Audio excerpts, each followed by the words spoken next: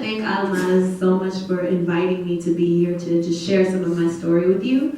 And everyone who's put this on to this amazing event together, and for you guys to come. That's exciting for me. It's like, oh, they want to come and hear me speak. Okay. It's really incredible to talk about your journey to people who want to understand a little bit more about how it can impact them in their lives. So I hope that it does that for you. It's very interesting hearing when Almas and I speak all the time about this, about just the struggle of being a first or second generation and what your goals are versus what your parents' goals are. And, I never really looked at my journey as an example, It's like when you're in it, when you're in the trenches and when you're fighting for your life to make something out of it, it doesn't look as glamorous, So it's really incredible to kind of look back and kind of understand what people see and see how that can be impactful to everyone, in a different way. So my name is Luam, and I'm a choreographer and creative director. And my job entails a multitude of things.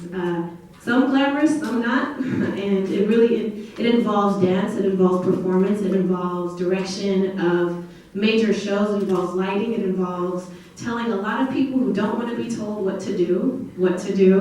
It's a very sort of a male-centric world as well. So it's a lot of organization. It takes a lot of strength to do that. But for me, it's just been an incredible, incredible blessing to even be in this industry. So where did I start? Did I ever think that I was going to be here, at this juncture of my life and being able to choreograph and work with different artists or even bring up different ideas, just talking to some really brilliant people in this world? Did I ever think about, no, this was not my life. This is not what I wanted for myself. It's not even, if you had told me, even at 16, that I would be doing what I'd be doing now, I would have looked at you crazy and run out of the room. I was like, you don't know what you're talking about. Because since I was 5 years old, I wanted to be a doctor. That's what I wanted. I was very resolute about it. Anybody asked me, what do you want to do? I want to be a doctor. I don't even know where it came from. I just knew that I wanted to be a doctor.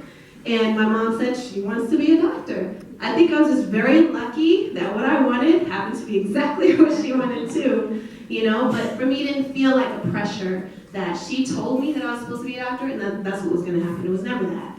I just wanted it, So I grew up and, my uncle Raga, I grew up with him putting Roman numerals as different place cards. He taught me so much at a very young age. I learned different languages. I learned about math at a very young age. So I was able to take advantage of education, see education as the top, like that was my goal.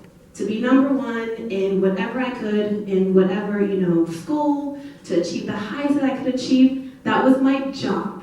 As a teenager, as a preteen, as an adult, that was my job, was to be number one in my mind, using my mind. That was culturally, at home, just, that's all I knew. I didn't know anything, I didn't look at the arts as an opportunity or a career path. I didn't even conceive that, For me, it's be a doctor, get A's, get 4.0, we'll be good. Everything will be all right, So that's how I lived my life. I went to high school and, I did everything that I could to excel. And I remember, I have so many stories, of just, the drive that we have in our culture to be the best. And I remember I took my PSATs a long time ago. This is before SATs. There's pre-SATs that you take, I think, as a sophomore. I don't even know if they do that anymore, so long ago, they don't even do that.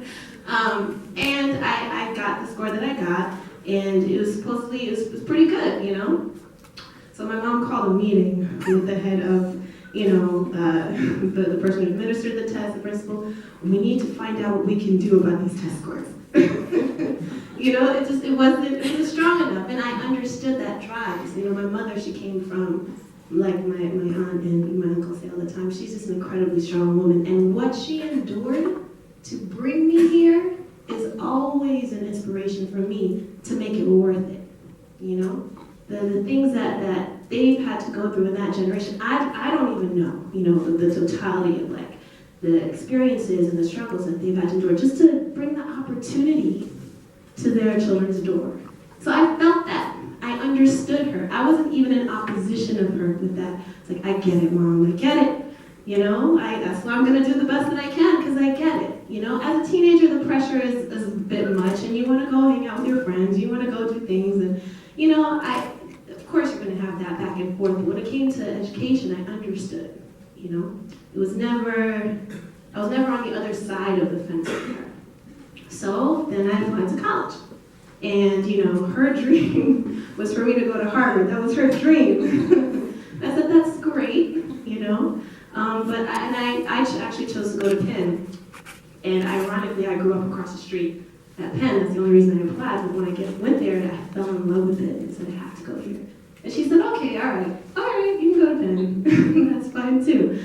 And she was very happy, and I was too. You know, I was following the path that I had for myself to be a doctor. That was a directive. That was the goal. That's all I knew, you know. Never mind when I was little, dance fever used to come on, I used to put on my mother's heel and dance around the living room. Never mind that. You know, never mind all the little things that now I remember that I did when I was young that showed kind of another passion that I just didn't even conceive could happen in real life. It was always daydreams. You know, it was always things that were in my head. There was never a crossover into the real world. And that's where they stayed, even for me. So, went to college.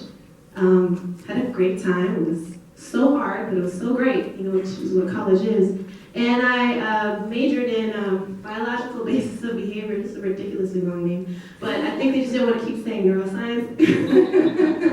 But that was my major because I loved it. That was my interest. It wasn't forced on me. It wasn't something that I said I have to do what my mom says. I have to impress my mom. I have to impress the community. No, I actually really liked it. You know, I enjoyed it. And I was always into computers. I was always into technology. So I would always be, you know, on some computer fixing something. So I worked at the information technology sort of branch of our dorm. So I was the head of the computing manager for our dorm. So I was able to express my interest in technology. I was able to express my interest in the sciences. But I never expressed my interest in the arts. You know, it just wasn't something that you're supposed to do. I didn't even think that I could. Not because, and I'm not someone who's going to limit myself. I just never conceived of it. Until my senior year of college, there's this group called African Rhythms. Incredible group. It's just live drumming, really intense and really beautiful African dance. It's really powerful. And I never went to their shows because I said, I cannot sit in that audience and watch them on that stage if I'm not on there with them. I refuse to go. I said, I'm not going. I don't want to feel like that. You know, I want to be there. So my last semester of my senior year, the last possible opportunity I could take, I tried out for African Rhythms. And I got in. But only because I took a few classes during the summer. That's actually when I first started. So I got in. And then I just, you know, I came to life. Like it was so fulfilling. And for me, it was the manifestation of daydreams, you know, that I forgot about. It just came to life, and I didn't have the pressure of having to make a career out of it. It was just for fun. I was going to school, you know, I was going to graduate that year. You know, I had finished my major. I did everything I was supposed to do. So, okay, let me do some African Rhythms. So then I graduated, and I ended up deciding to take time from applying to med school and work in corporate America because I wanted to have that experience. I said, I don't want to go to med school right away. And I also didn't really want to apply that year. I was like, I need something to break in here, you know?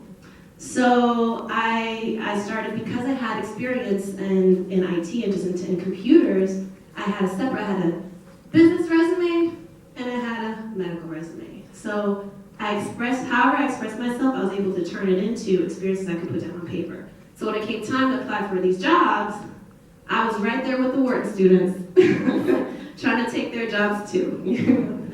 So luckily I found an incredible job in New York, which is where I had to be, couldn't be anywhere else. In New York doing IT for this group called the Advanced Technology Group at Time Inc. It was pre-AOL Time Warner, it was just Time Inc. It was a long time ago. And it was the best of both worlds. It was a creative group, sort of like a creative think tank within a technology group, or the technology division of a big corporation. So I could go to work with my briefcase, my heels on my suit, and do fun things. I worked with like People Magazine, Entertainment Weekly, Fortune, and thought of, creative ways to kind of make their magazines. Whereas I worked with Adobe. I worked with all these different vendors, and it was really cool. I got to make websites, I got to do graphics, I got to do all of that, but still be in IT. But I was gonna go to med school. So that was always there. Oh yeah, I'm gonna apply next year. But now I have freedom. I was graduating this time, And I had a 9 to 5. After 5, my responsibility was over. There were no finals to cram for. There was nothing that I had to do because I was doing what I was supposed to do. So I went to dance class. So what would happen was, I found this studio, Broadway Dance Center, in the middle of Midtown Manhattan. And I went there, and it was like the movie Fame, when you walk in the doors, and everyone's stretching, and you have someone in this 5, 6, 7, 8. It was just sensory overload. And I was like Dorothy and the Wizard of Oz, and I was walking around like this, and just, it was just really, really just captured at that moment. So I became an addict of dance, I already was, and I didn't know it, and then it was before me as an option, and I just had to take advantage of it. So I would, 5 o'clock on the dot would hit, I was out. I had my briefcase, and in it were my dance clothes. I felt like Superwoman, change in the bathroom, from, corporate woman to, Broadway dancer or studio dancer at night in my sweats and my tank top and my hat, It was beautiful. 2 different people. It was a big room. And then they started to go away. And then for that past year, we didn't have these brunches anymore. We didn't have these amenities, these things that we used to do as a division, as a group anymore. But one day they called us into a brunch. They said, okay, we just merged with AOL. I said, okay, what does that mean? It meant, and this was back with the AOL Time Warner merger, it was just incredibly a lot of jobs lost. Just so many departments were gone, no one knew if they would be staying, so I was like, okay, I'm probably the first to go, right?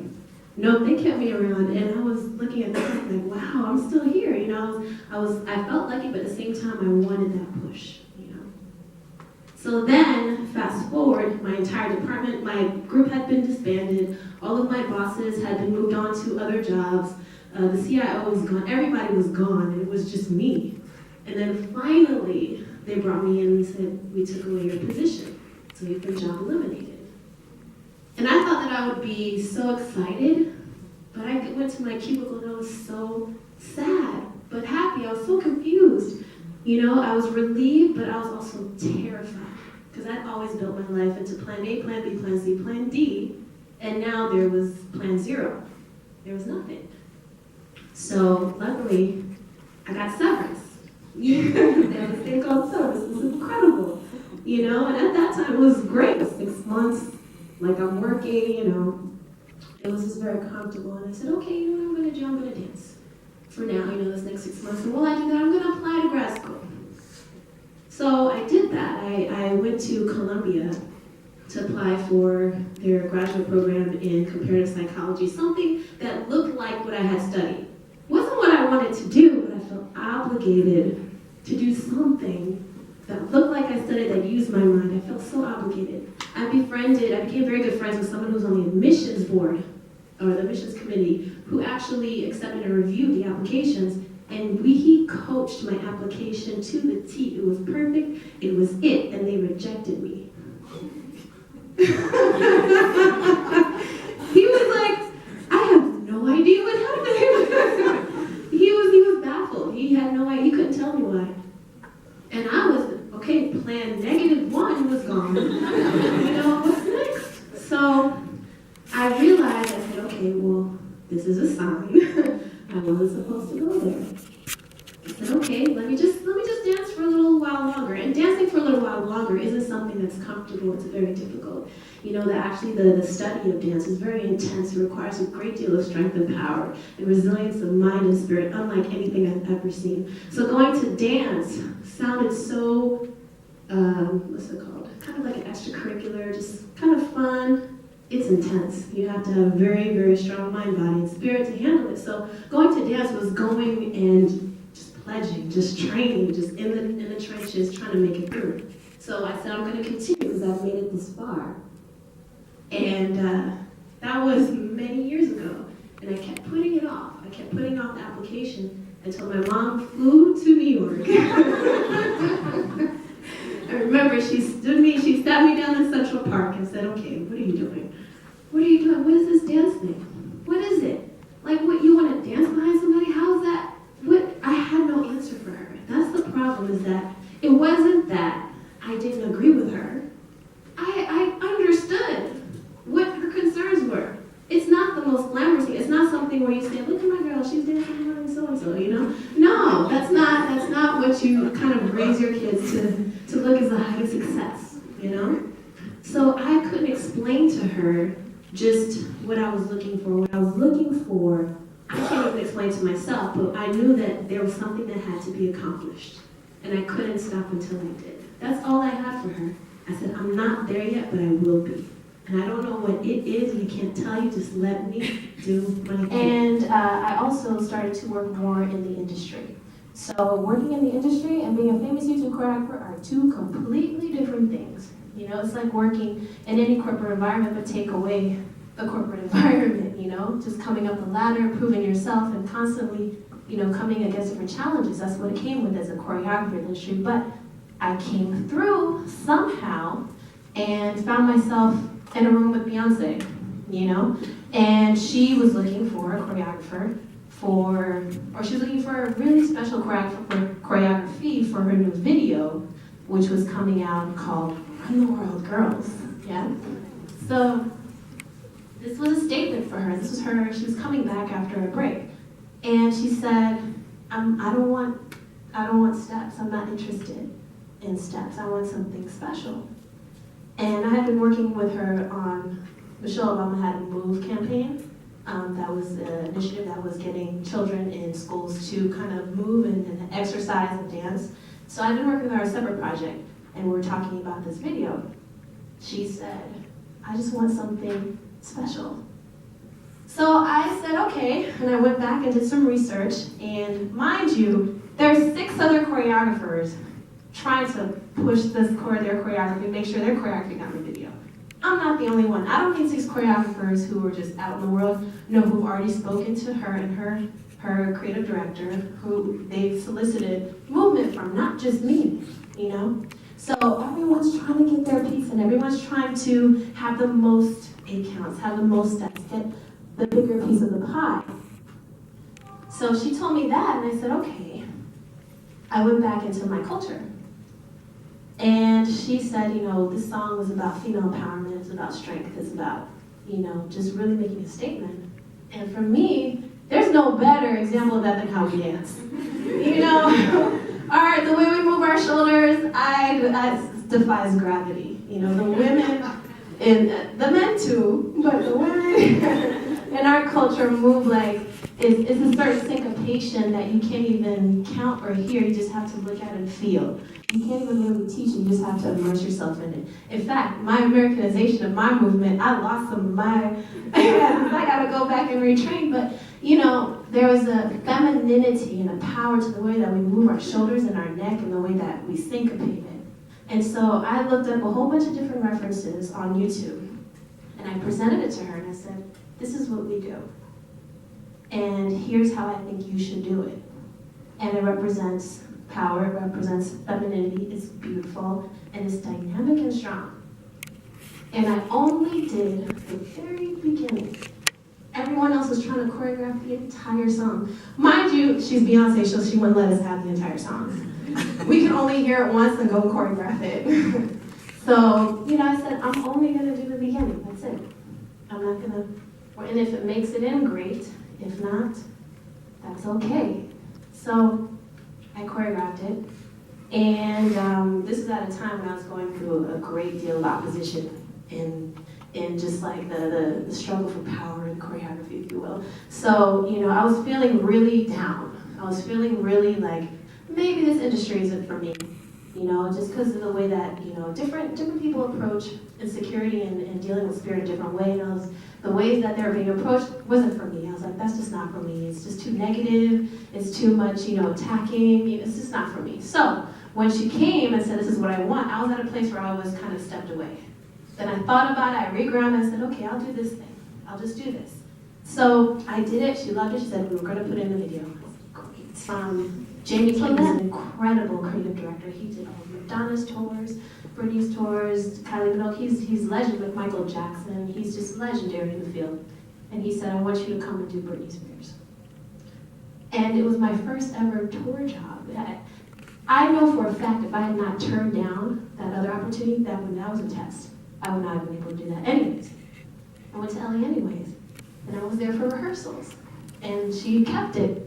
We were rehearsing, and the video came out. And I didn't push for any more than my little few accounts. The video came out, and the first thing I did was call my mom. I said, look at this. And she said, wow, look at her go.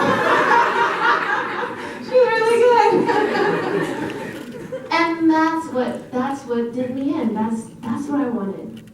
That's what the success was. For the first time, I could actually bring my culture to this taboo world, and have it be a thumbs up from mom, If she was like this, I'd have been like, okay, you gotta start over, But for me, that was a victory. And it's the responsibility I realized that I had, not to just put the shoulder dance and everything that I do, but just to make sure people know where I'm from. That's what I can do.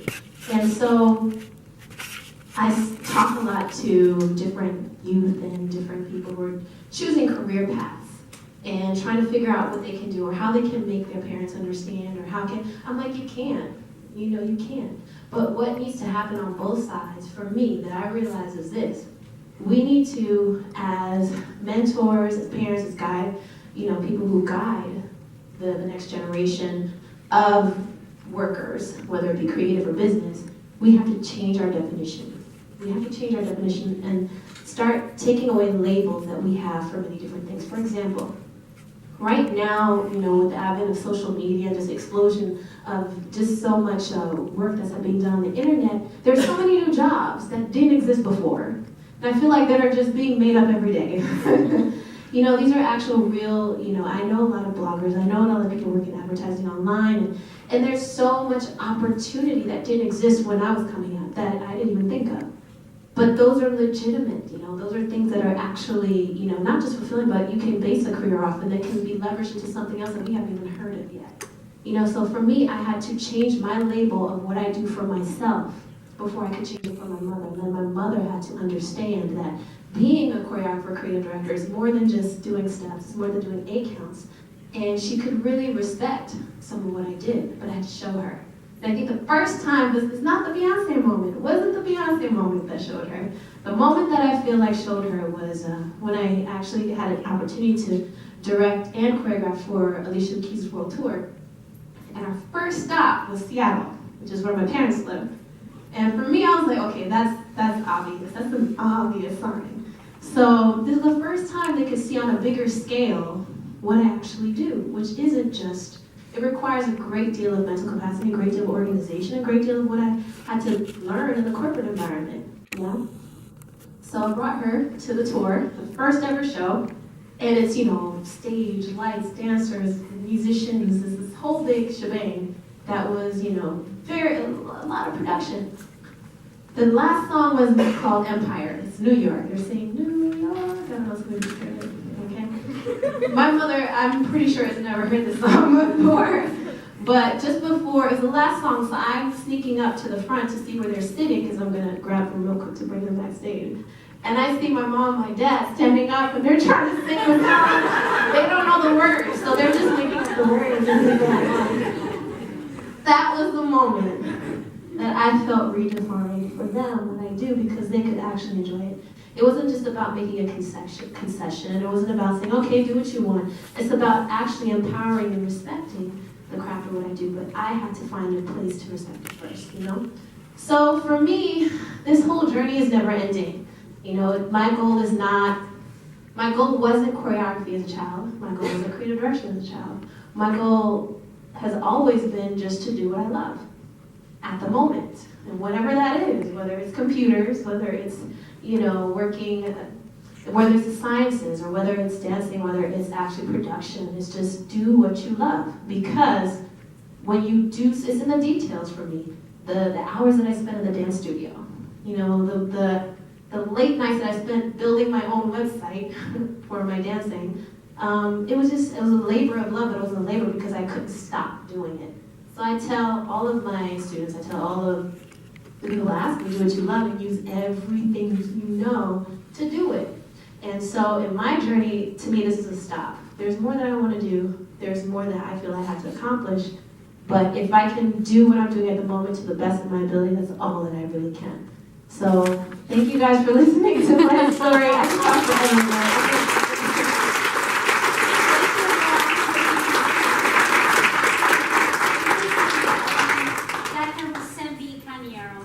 Knows all about women and girls.